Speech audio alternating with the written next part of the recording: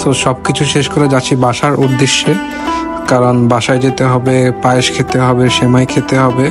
So এই জায়গায় পায়েস আমি নিজ হাতে বানাইছিলাম, খাচ্ছি, যাচ্ছি আর মজা নিচ্ছি। আর এই জায়গায় বানাচ্ছি সেমাই, আমি নিজে বানাইতেছি আর সেমাইটা বেস্ট ছিল, একটু শুকিয়ে গেছিল, জাস্ট বেস্ট ছিল।